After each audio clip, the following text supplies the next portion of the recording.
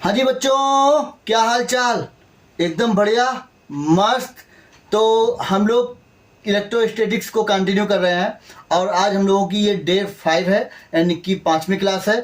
और आज जो ये क्लास है वो आपको पता चल गया होगा थंबनेल देखकर, वैद्युत द्विध्रुव जिसे इंग्लिश में बोलते हैं इलेक्ट्रिक डायपोल। तो इससे जुड़ी हुई जितनी भी चीज़ें हैं इन पर आज की क्लास में चर्चा होगी। इसमें आपको पता होगा कि जो आपका इलेक्ट्रिक डायपोल यानी कि वैद्युत द्विध्रुव है वो है 3 डेरिवेशन को रखता है। तो आज की क्लास में हम लोग सारे डेरिवेशन को कवर करना चाहेंगे। अगर किसी कारणवश कोई समय की कमी रह जाती है तो हम लोग जो है इसको जो है कल की क्लास में कवर कर लेंगे। कोई डेरिवेशन रह गया तो उसे हम लोग कल की क्लास में कवर कर लेंगे। तो तैयार है आप लोग? कुर्सी की पेटी बांध ली? तो आओ यार, चलते हैं हम लोग नए सफ़र की ओर। और वो हमारे पास बहुत ही सुहाना सफ़र है, वो है वैद्युत द्विध्रुव। तो वैद्युत द्विध्रुव आखिर होता क्या है, इसे हम लोग समझेंगे थोड़ा केमिस्ट्री के ज्ञान से आपके। ठीक है, तो केमिस्ट्री में उम्मीद करते हैं आप लोग बहुत ही स्ट्रांग होंगे। और यहाँ पर मैं बात करूँगा HCl। HCl क्या है? हाइड्रोक्लोरिक अम्ल, जिसे हम लोग बोलते हैं। ये जो यहाँ पर हम लोगों ने HCl लिया है, इसमें ये हाइड्रोजन भाई साहब हैं और ये क्लोरीन भाई साहब हैं। इनके बीच में कुछ बॉन्डिंग होती है। और वो बॉन्डिंग किस प्रकार की होती है? वो बॉन्डिंग हम लोग जानते हैं कुछ ऐसी होती है कि इनके बीच में एक सिंगल बॉन्ड होता है। ये हम लोग अच्छे से जानते हैं, है ना, क्योंकि हम लोग इससे निरंतर खेलते रहते हैं, पाला पड़ता रहता है हम लोगों का, है ना। तो देखो जरा ध्यान से, यहाँ पर इन दोनों के बीच में सिंगल बॉन्ड बना है। अब ये सिंगल बॉन्ड बना कैसे होगा? साझेदारी से। अब वो साझेदारी किसकी होती है? इलेक्ट्रॉनों की। यहाँ तक तो हम लोग इतना अच्छी तरीके से जानते हैं, यहाँ तक तो चीज़ें क्लियर हैं बिल्कुल एकदम। ठीक है, क्या किया भैया मैंने यहाँ पर कुछ नहीं किया है। मेरा जो हम लोग जानते हैं उसी को मैंने यूज किया है कि H भाई साहब और Cl भाई साहब जो है एक दूसरे के साथ एक एक इलेक्ट्रॉनों की साझेदारी के साथ जुड़े रहते हैं। अच्छा ठीक है, तो यहाँ तक की कहानी बिल्कुल एकदम क्लियर है ना? ओके, अब आगे मैं बात करूँ तो जरा मुझे बताओ थोड़ा उम्मीद करता हूँ कि कक्षा 11 में आपने बहुत अच्छी तरीके से केमिस्ट्री को पढ़ा होगा और अभी भी आपकी अच्छी केमिस्ट्री चल रही होगी। फिजिक्स के साथ भी अच्छी केमिस्ट्री चल रही होगी, हर सब्जेक्ट के साथ अच्छी केमिस्ट्री चल रही होगी। केमिस्ट्री के साथ तो केमिस्ट्री चलती ही अच्छी थी। ठीक है, आ जाओ चलो बात करते हैं हम लोग। यहाँ पर मैंने जो यहाँ पर दिखाया है आपको कि ये एक एक इलेक्ट्रॉनों के बीच साझेदारी से बनता है सिंगल बॉन्ड। ठीक है, बिल्कुल सही है, बढ़िया बात है। ठीक, मैं यहाँ पर बात करूंगा आप लोगों की कि कक्षा 11 में आप लोगों ने इस चीज को बहुत अच्छी तरीके से पढ़ रखा होगा, विद्युत ऋणात्मकता के बारे में, जिसे इंग्लिश में बोलते हैं इलेक्ट्रोनेगेटिविटी। ठीक है, पढ़ रखा है। ठीक है, आओ देखते हैं।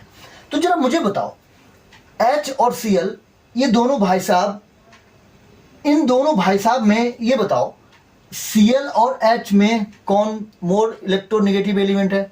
सीधी सी बात है, Cl है। ठीक है, बिल्कुल सही बात है, जवाब आपका बिल्कुल सही है। Cl कैसा है? मोर इलेक्ट्रोनेगेटिव एलिमेंट है।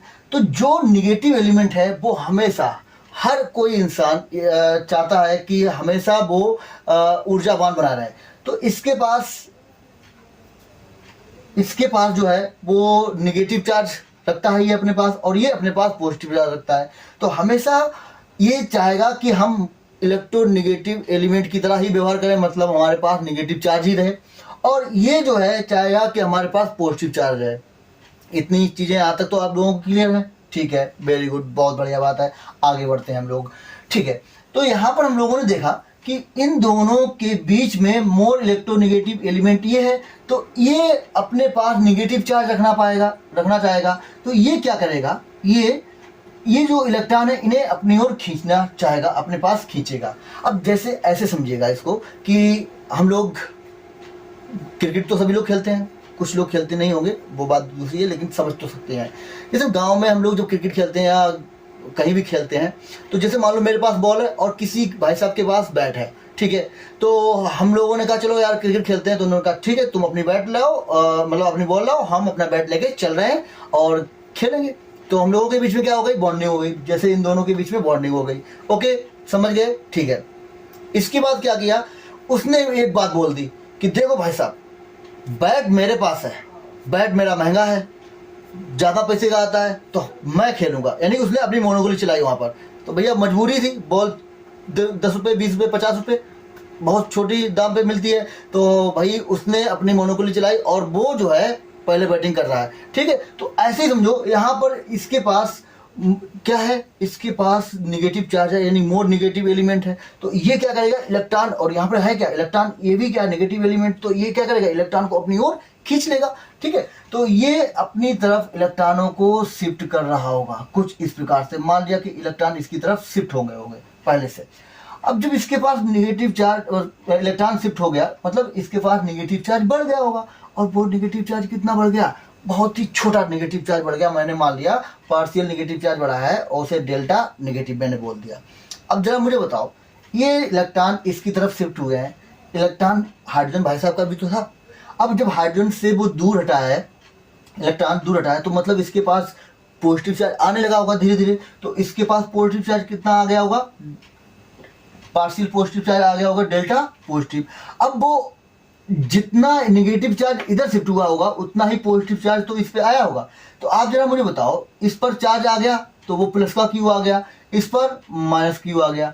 तो आप जरा देख रहे होंगे कि यहाँ पर दो ध्रुव आ गए, डाईपोल आ गए, इसीलिए इसको बोलते हैं डाईपोल, ठीक है। दो ध्रुव आ गए, क्लियर हुआ। तो ऐसे HCl जो है क्या बनाता है, डाईपोल बनाता है, जिसके बीच की दूरी मैंने मान ली कि ये d है, ठीक है। तो आप यहाँ पर देख रहे हो कि यहाँ पर दो आवेश डेवलप हुए, इनके बीच की दूरी d है, और यही जो समायोजन हमारे पास बनके तैयार हुआ इसी को बोलते हैं वैद्युत द्विध्रुव, ठीक है। यहाँ तक चीजें एकदम क्लियर है, ठीक है। तो वैद्युत द्विध्रुव में क्या हुआ, आपने देखा कि यहाँ पर परिमाण में दो आवेश मिले हमको। आवेश कितने, दो, आवेश दो है, ठीक है, बिल्कुल सही बात है, आवेश दो है। परिमाण में कैसे हैं बच्चा, आप देख पा रहे होंगे परिमाण में कैसे हैं, बराबर है, वेरी गुड, परिमाण में बराबर होने चाहिए, बराबर भी दिख रहे हैं, ठीक है। दिशा बता दो जल्दी से, दिशा कैसी होनी चाहिए, अपोजिट होनी चाहिए, यानी कि विपरीत होनी चाहिए। ये भी बात बिल्कुल क्लियर हो रही है कि ये प्लस का है, ये माइनस का है, बिल्कुल सही बात है। अब डिफिनेशन क्या बनेगी वैद्युत द्विध्रुव की, तो देखो वैद्युत द्विध्रुव ऐसा समायोजन है जिसमें दो बराबर कैसे, परिमाण में, यानी परिमाण में दो बराबर तथा दिशा में विपरीत आवेश एक दूसरे से कुछ दूरी पर स्थित होते हैं, तो उसी को हम लोग वैद्युत द्विध्रुव कहते हैं। चीजें क्लियर हुई, ठीक है। एक बार मैं फिर से रिपीट कर दे रहा हूँ, यहाँ पर मैं वैद्युत द्विध्रुव को समझना चाहता हूँ। आप देखिए, मैंने एक एग्जांपल से इसको लिया, केमिस्ट्री में हम लोग HCl से काफ़ी बार रूबरू हुए हैं, अच्छे से जानते हैं। क्या जानते हैं कि इन दोनों भाई साहब के बीच में एक एक इलेक्ट्रॉनों की साझेदारी से बॉन्डिंग होती है। अच्छा ठीक है, अब जरा जैसे मैं इसमें अगर देखूँ तो ये क्लोरीन जो है मोर इलेक्ट्रोनिगेटिव एलिमेंट है। अच्छा, बिल्कुल सही बात है भी। अच्छा, तो क्या करेगा, निगेटिव वाला हमेशा निगेटिव चार्ज को लेना पसंद करेगा। तो इलेक्ट्रॉन कैसे होते हैं, निगेटिव होते हैं, तो वो क्या करेगा, इलेक्ट्रॉन को अपनी ओर खींचेगा। जैसे वो इलेक्ट्रॉन को अपनी ओर खींचेगा तो इसके पास निगेटिव चार्ज बढ़ जाएगा, तो हमने मान लिया कि वो निगेटिव चार्ज डेल्टा निगेटिव बढ़ गया होगा। अब ये इलेक्ट्रॉन हाइड्रोजन भाई साहब का भी तो था, जब इससे वो शिफ्ट हुआ तो इसके पास धीरे धीरे पॉजिटिव चार्ज डेवलप होने लगा होगा, यानी पॉजिटिव चार्ज आ गया होगा। सीधी सी बात है, बहुत अच्छे से समझ में आ रहा है, पॉजिटिव चार्ज आ गया होगा। अब जब इसके पास पॉजिटिव चार्ज आ गया होगा तो वो मैंने मान लिया प्लस क्यू आ गया होगा। इसके पास निगेटिव चार्ज आ चुका था तो ये माइनस क्यू आवेश मैंने मान लिया। अब जरा मुझे बताओ, यहाँ पर दोनों बराबर क्यों लिए भाई, जितना माइनस का इसने अपनी ओर शिफ्ट किया वो गया तो यहाँ से ही, हाइड्रोजन के पास से ही, तो जितना माइनस इधर जाएगा उतना ही प्लस का इस पर आएगा। तो दोनों परिमाण में कैसे हो जाएंगे, बराबर, दिशा में कैसे हैं, विपरीत हैं, और कितने आवेश हैं, दो। तो आप देख रहे हो कि इसकी डिफिनेशन क्या बनेगी, इसकी डिफिनेशन बनेगी हमारे पास, डिफिनेशन क्या बनेगी हमारे पास वो हम लोग देख रहे हैं। इसमें आप देखो, परिमाण में दो तथा परिमाण में बराबर तथा दो आवेश दिशा में विपरीत हों, एक दूसरे से अल्प दूरी पर स्थित हों, तो ये जो समायोजन है इसी को हम लोग वैद्युत द्विध्रुव कहते हैं। चीजें क्लियर हुई, ओके। चलिए आगे बात करते हैं, बहुत ही इंपॉर्टेंट टॉपिक जो अब बात करने जा रहा हूं, वैद्युत द्विध्रुव आघूर्ण। वैद्युत द्विध्रुव आघूर्ण, तो वैद्युत द्विध्रुव आघूर्ण क्या है बच्चा, इसे हम लोग P से प्रदर्शित करते हैं। ये बनता कैसे है, तो ये वैद्युत द्विध्रुव में आपने देखा कि दो आवेश आ चुके हैं, तो इनमें से किसी एक आवेश और इनके बीच की जो दूरी है, यहाँ पर बीच की दूरी हमने d ले रखी है, तो d यहाँ पर मैं 2d ले रहा हूँ। क्या ले रहा हूँ? 2d। अब ये 2d क्यों ली है अभी हम बात करेंगे, इस पर भी चर्चा कर लेंगे। ठीक है, तो क्या है ये अल्प दूरी 2d। ओके, यहाँ पर मैंने बोला कि ये p से प्रदर्शित करते हैं, तो p बराबर होता है q इंटू 2l। ठीक है, तो वैद्युत द्विध्रुव आघूर्ण क्या होता है कि वैद्युत द्विध्रुव में किसी एक आवेश ओके और उनके बीच की दूरी, दोनों आवेशों के बीच की दूरी के गुणनफल को ही वैद्युत द्विध्रुव आघूर्ण कहते हैं। इसके मात्रक पर अगर हम लोग चर्चा करें तो कूलाम आवेश का मात्रक होता है, तो ये हो गया कूलाम। ठीक है, अच्छा ये 2d क्या है? दोनों आवेशों के बीच की दूरी है। अगर दूरी है तो आप जरा मुझे बताओ दूरी का मात्रक क्या होता है? मीटर। तो क्या मात्रक निकल के आ जाएगा वैद्युत द्विध्रुव आघूर्ण का? Coulomb into metre. चीजें क्लियर हुई? ठीक है, अब अगर मैं आपसे बोलूं कि इसकी दिशा क्या होगी, क्योंकि ये कैसी राशि होती है बेटा? सदिश राशि होती है। पहली बात ये आप जानिए, ये सदिश राशि होती है। ठीक है, अब दिशा की अगर बात करें तो इसकी दिशा माइनस क्यू आवेश से प्लस क्यू आवेश की ओर होती है। ये बात ध्यान रखिएगा, दिशा इंपॉर्टेंट है, हम लोगों को न्यूमेरिकल में भी जरूरत पड़ेगी। तो क्या है, ये सदिश राशि है और इसकी दिशा जो है माइनस क्यू आवेश से प्लस क्यू आवेश की ओर होती है। यहाँ तक चीजें क्लियर हैं? ओके, तो अब जो मैं बात करूंगा वो बहुत ही इंपॉर्टेंट है और बात होने जा रही है वैद्युत द्विध्रुव के कारण उसके अक्षीय स्थिति में उत्पन्न वैद्युत क्षेत्र की तीव्रता की। तो चलिए बात करते हैं। बहुत ही इंपॉर्टेंट डेरिवेशन है और वो डेरिवेशन आप ये मान चलिएगा कि बोर्ड एग्जाम में आ सकता है या उससे जुड़ा हुआ कोई एक न्यूमेरिकल आपको देखने को मिल सकता है। तो आप लोग बिल्कुल एकदम पेन कॉपी लेकर तैयार रहिएगा। जो भी चीजें आपको यहाँ पर बताई जा रही हैं उन चीजों को अपनी कॉपी में साथ ही साथ नोट डाउन भी करते चलें और तभी ऐसा होगा चीजें आसानी से क्लियर होंगी। ठीक है, तो ये जो अब मैं आपको टॉपिक करवाने जा रहा हूँ, जो अब मैं आपको बताने वाला हूँ, वो ये मान चलिएगा कि 100% इस बार आपके बोर्ड एग्जाम में आने के चांसेस रहने वाले हैं। तो टॉपिक क्या है? हेडिंग लगाओ। हेडिंग है वैद्युत द्विध्रुव के कारण उसके अक्ष के किसी बिंदु पर उत्पन्न वैद्युत क्षेत्र की तीव्रता। यहीं पर लिख दे रहा हूं मैं, आ जाएगा। ठीक है, थोड़ा छोटा बोर्ड है, कोई दिक्कत वाली बात नहीं है, चीजें आसान है। आज छोटा है तो कल बड़ा भी होगा।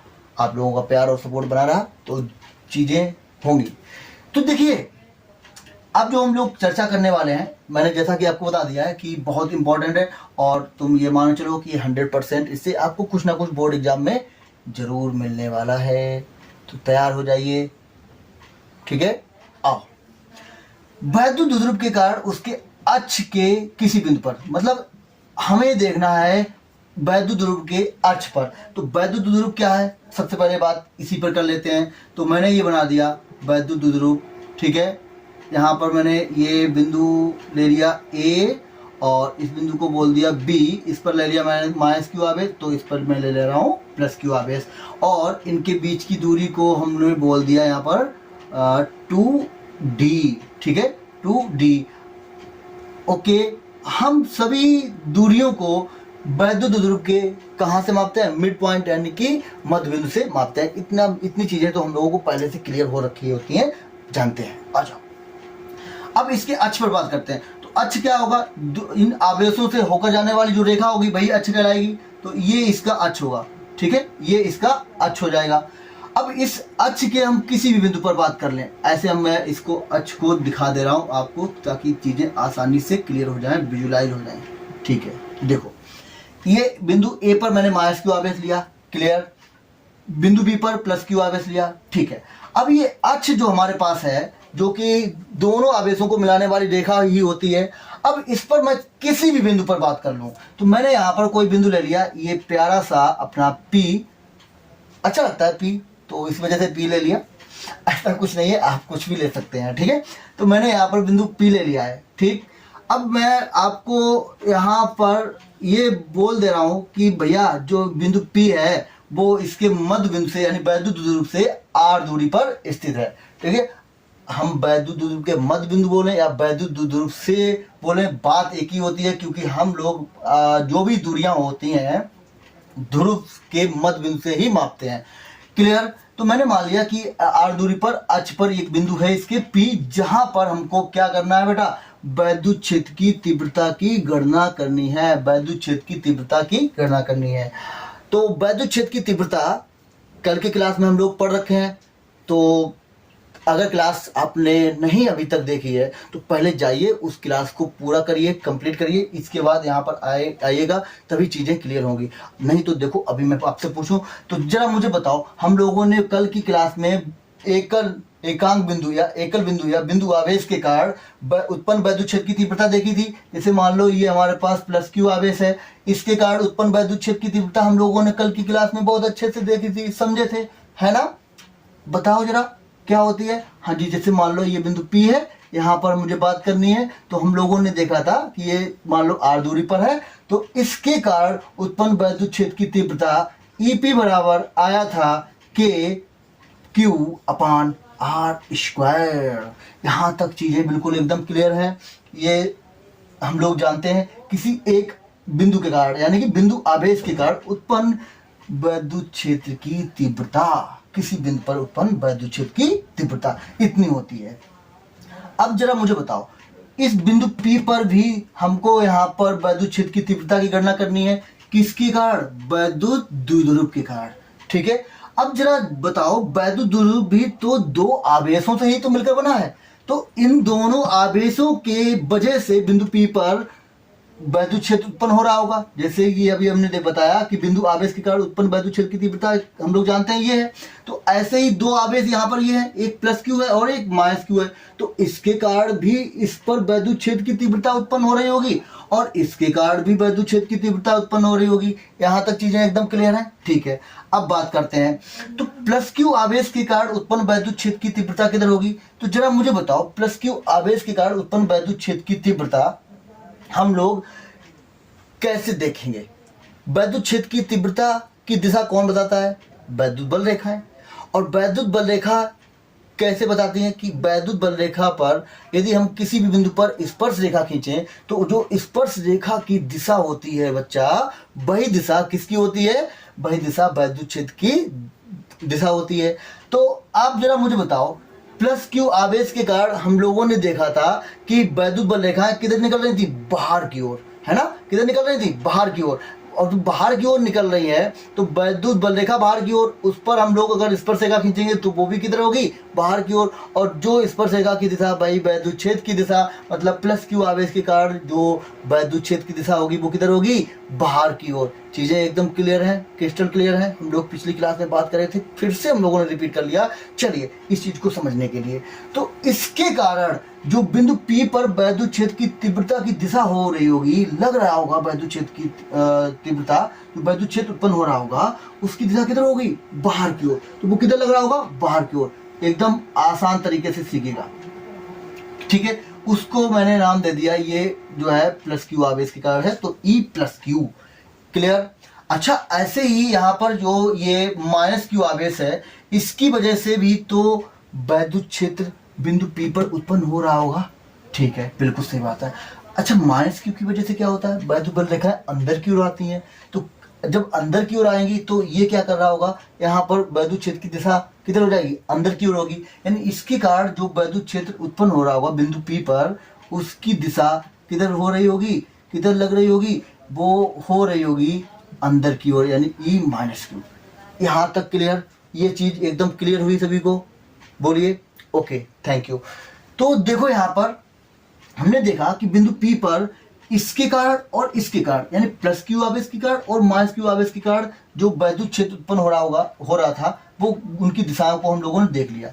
तो अब जरा देखो, बिंदु P पर दो आपको वैद्युत क्षेत्र की दिशाएं मिल रही हैं, दो वैद्युत क्षेत्र लग रहे हैं।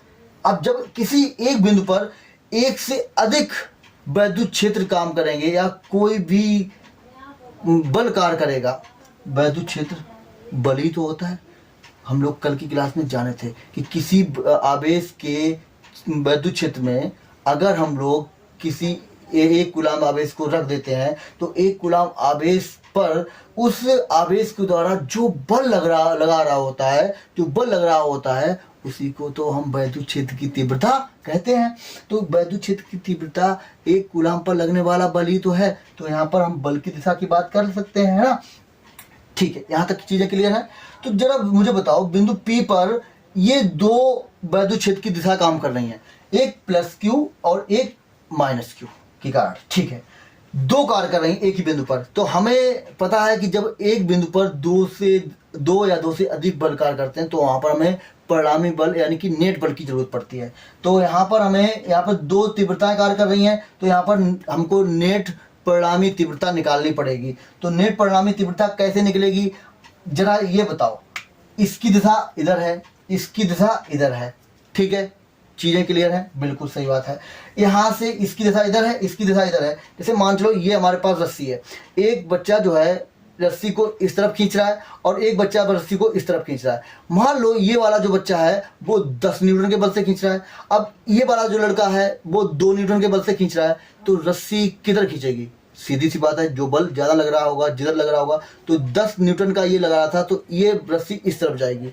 अब जरा मुझे बताओ, ये जो 2 न्यूटन का बल लगा रहा था, ये 10 न्यूटन का बल लगा रहा था, तो रस्सी क्या 10 न्यूटन के बल से जा रही थी? नहीं ना, क्योंकि भाई 2 न्यूटन का ये जो फोर्स था वो इसके 10 न्यूटन के फोर्स में से कम कर रहा था। 2 न्यूटन की ताकत तो वो खत्म कर रहा था। मतलब रस्सी अगर खींची है इसकी तरफ, वो कितने बल से खींची है, यानी यहाँ पर बात आ रही है नेट बल की। तो नेट बल कितना हो जाएगा, 10 - 2 यानी कि 8 न्यूटन के बल से रस्सी खींची होगी। तो ऐसे ही यहाँ पर जो ये बिंदु P पर तीव्रताएं काम कर रही हैं, E + Q और E - Q, एक की दिशा इधर है और एक की दिशा इधर है। तो हमें परिणामी तीव्रता निकालने के लिए ये देखना होगा कि आखिर इन दोनों में कौन बड़ा है, और जो बड़ा है उसमें से ही हम उसको माइनस करके, दूसरे को माइनस करके परिणामी तीव्रता को निकाल लेंगे। तो चलिए स्टार्ट करते हैं। चीजें यहाँ तक बिल्कुल क्लियर हो गई हैं, हम लोग आगे बढ़ते हैं।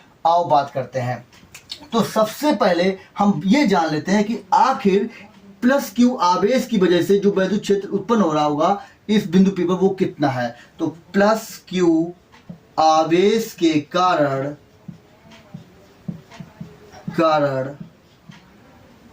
बिंदु P पर वैद्युत क्षेत्र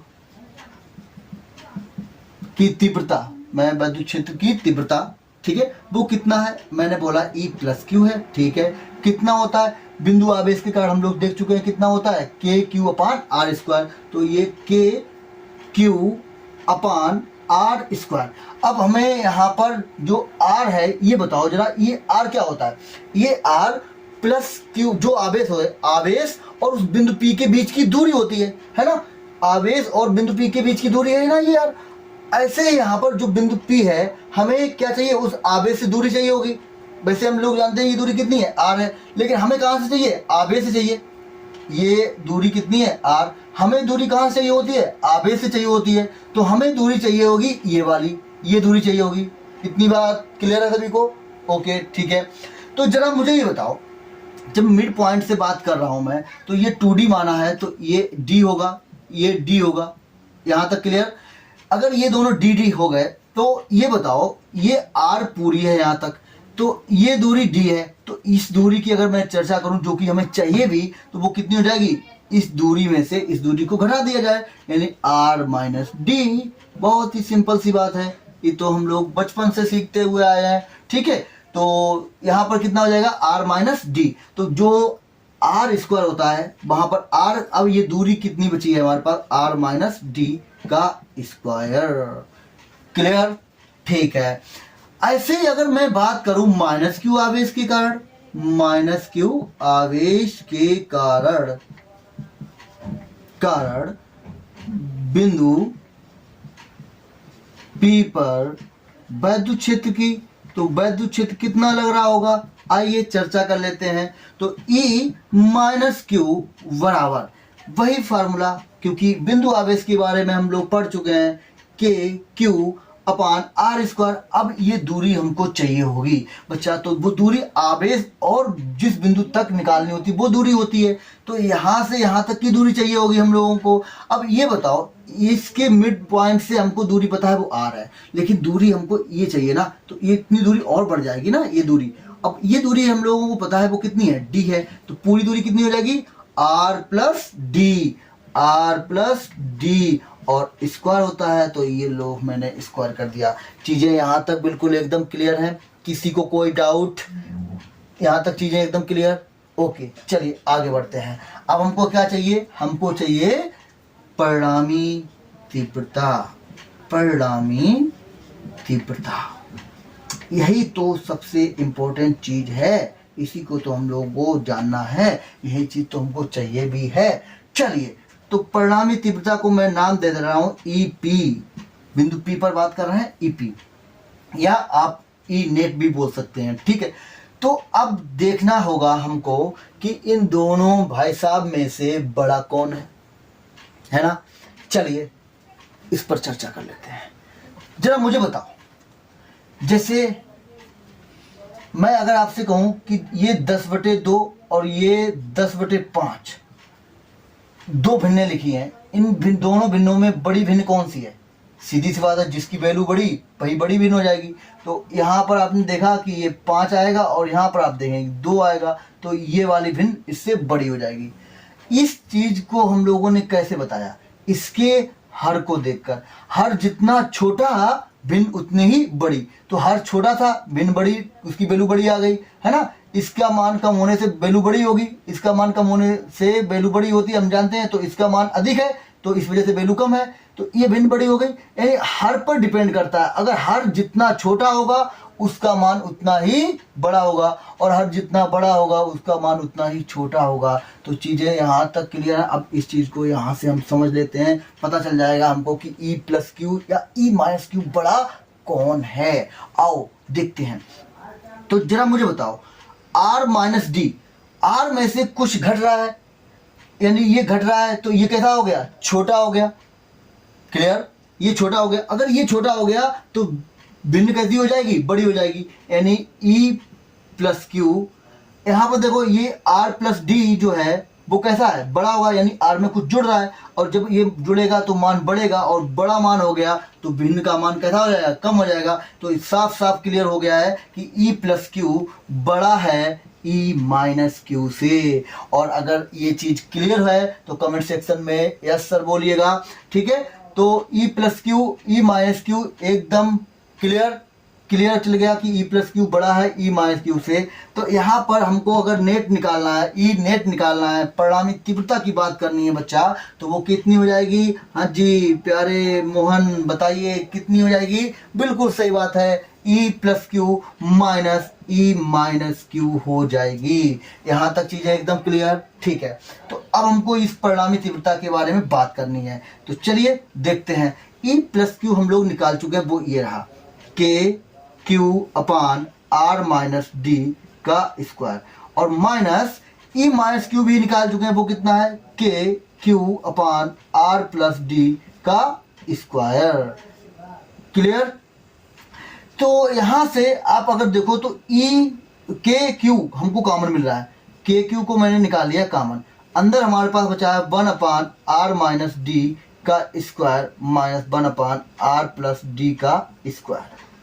यहाँ तक चीजें एकदम बिल्कुल क्लियर है, ठीक है। यहाँ पर ये हमको कॉमन मिल रहा था, यहाँ पर भी है, यहाँ पर भी, तो मैंने बाहर निकाल लिया। ये हमारे पास अंदर जो है कहानी कुछ इस प्रकार की बनी है, तो इसे हम लोगों को क्या करना है, सॉल्व करना है। चलिए आप लोग साथ दीजिएगा, हम लोग देखते हैं चीज़ों को, सॉल्व करते हैं इसको। ये तो हम लोगों का बचपन का काम है, इसे हम लोग सॉल्व करते हैं। चलिए देखते हैं। तो मैं यहाँ पर अगर आप स्क्रीन शॉट लेना चाहें तो ले सकते हैं, मैं इसको रफ करूँगा, जरूरत पड़ेगी हमको स्पेस की। ओके देखते हैं। तो यहाँ पर मैंने देखा कि जो नेट तीव्रता हमारे पास P बराबर जो ये निकल के आई है, मैं इसको जो है यहाँ पर देखूंगा EP बराबर KQ।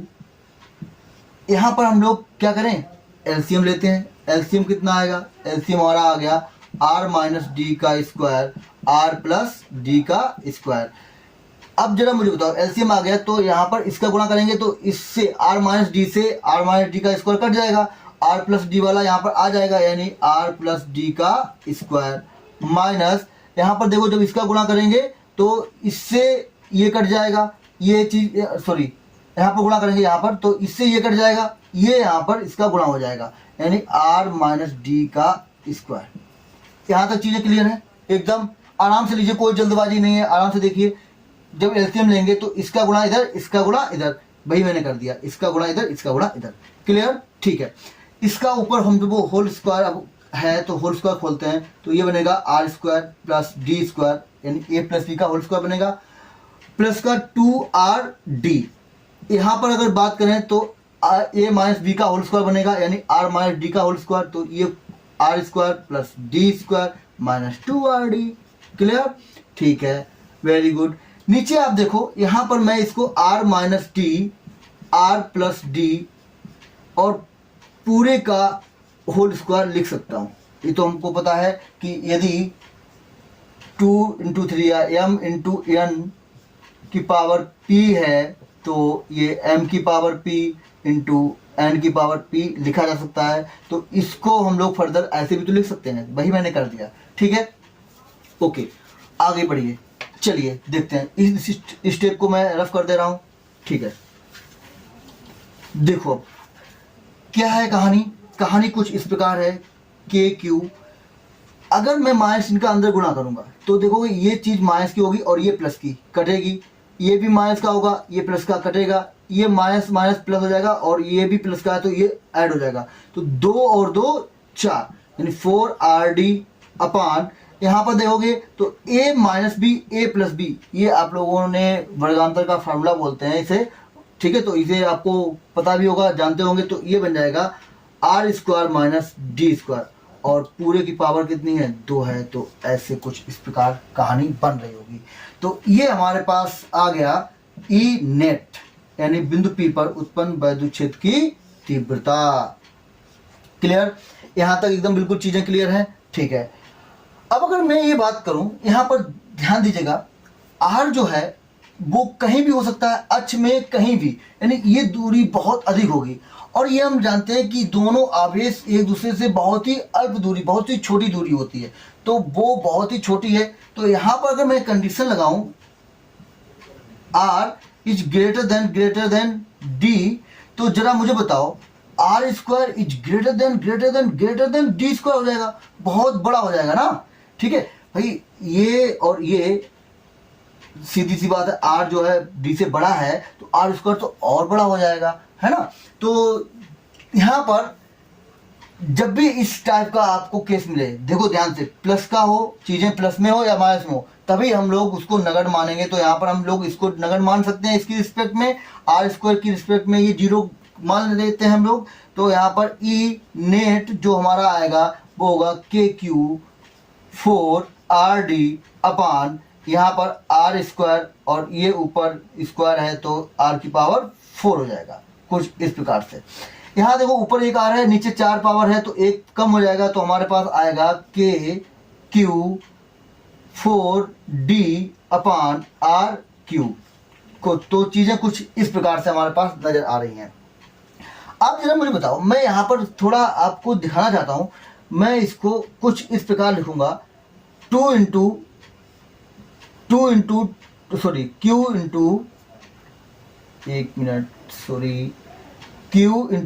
2D, यानी 4 को मैंने 2 इंटू 2 करके लिख लिया और Q ऐसे लिख लिया, नीचे RQ है। ये हमारे पास कुछ लिखा हुआ है, हाँ जी, क्या लिखा हुआ है, ये P लिखा हुआ है, जो कि हम लोग पीछे बात कर चुके हैं, वैद्युत द्विध्रुव आघूर्ण। तो E नेट कुछ इस प्रकार आ जाएगा हमारे पास, E नेट बराबर K2,